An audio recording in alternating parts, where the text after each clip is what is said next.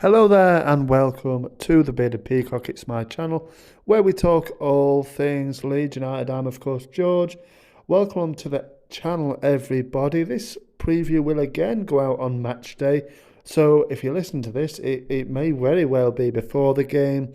It may be afterwards for some reason. I don't know. It's coming out on Saturday where Leeds United play Tottenham Hotspurs. We go to the Tottenham Hotspurs Stadium once again down in London. Can we get 3 points and make it 3 wins out of 3 in the Premier League? We'll dive into this now and see if we can do. Straight into the team news then. Obviously, the quick point, obviously we lost to Wolves, didn't we, on in midweek. Youngsters played well, but, ideally we're out, aren't we? It is what it is. Some good experience for the young lads. But looking at Spurs then into this one, and they're the home side, so we'll look at them first. I don't really know too much what Conte's said about this one. I don't think they've got so many injury worries, if I'm being honest, and they seem to have gone, put my predicted lineup on the screen, he seems to have reverted back to a 3-5-2, Antonio Conte. Obviously, Son's out, isn't he? So that's massive for Leeds, because he seems to have enjoyed a couple of goals against Leeds in the games that we've played since we've come back up to the Premier League. So he's missing. Harry Kane will be in, but Spurs will have plenty of players playing in the World Cup, and obviously that's coming round the corner now. Last game before the World Cup, so I think Spurs will definitely have their eye on the World Cup, and some of their players will. Obviously, Harry Kane is the England captain. I'm pretty sure he will be looking at the World Cup thinking, I'm not going to get this game, and thinking I'm not going to get injured here. No chance, you know what I mean? So whether they're going to go a little bit cautious, a lot of these players, and thinking about my proposed starting 11, I think probably at least 6 or 7 of them will be going to Qatar. So it'll be interesting to see this. And I think this sort of approach, if you like, will probably see Leeds pretty well, actually. And I think we've got a decent chance of actually getting something here on the good form we're at currently. And with that in mind, the World Cup, obviously we've only got 3 lads going. So, let's wait and see. As for Leeds United then, obviously Jesse Marsch had his press conference on Friday, and there's a little bit, some first teamers are out. It's pretty much the same. Obviously Sinisterra is still out. There's a little bit of a discussion going on between who's going to start out on that left, and Jesse Marsch gave a little bit of an update on Jack Harrison, and he's picked up a slight injury, so looking like a doubt for this one. Obviously Patrick Bamford, he's always out, isn't he, Patrick Bamford? There's not even any point mentioning him nowadays, is there really?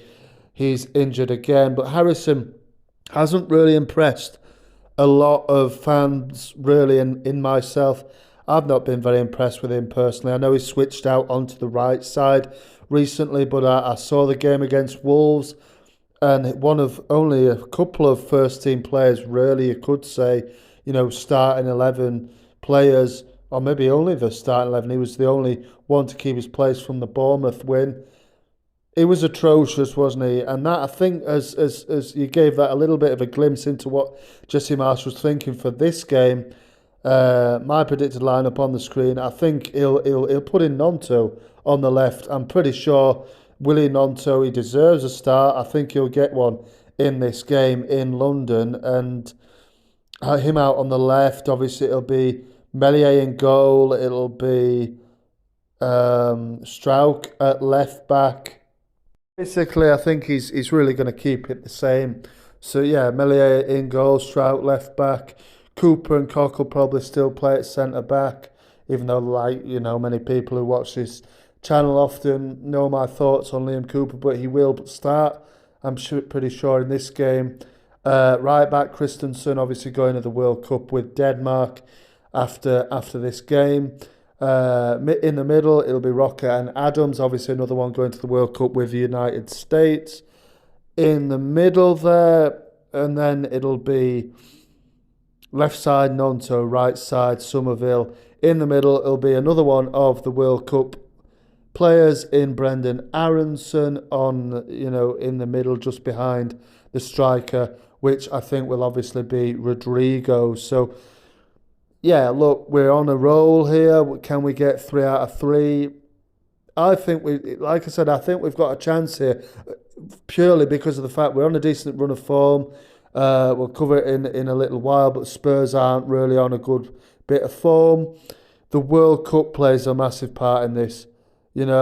Players just won't want to get injured. I know our lads won't want to either, but they'll go full-blooded into the challenges and things. I'm sure of that, and I think we have a decent chance. Spurs, like I said, aren't in the best of forms. Lost the last 2 at home in the league to Newcastle 2-1, and then by the same scoreline 2-1 to Liverpool last Sunday, where Mo Salah got 2 goals. Harry Kane, of course, got the goal in both games for Tottenham. So look, whether he loves a goal against us, he loves a goal against everybody, doesn't he, Harry Kane? But like I said, Heung-min Son is a massive miss for them. It's a big plus that he won't play. I do think that he's going to go with Kulusevski up front ahead of Perisic. Maybe drop Perisic into the left midfield. But yeah, they're not playing that well, really. But they've got a massively talented squad, haven't they? It's hugely talented and can cause us massive problems. The last time, incidentally, we won at Tottenham, I know, obviously, we've never won at the Tottenham Hotspur Stadium. In the 2 visits we've had, we've lost both games. But the last time we won at White Hart Lane was in February 2001.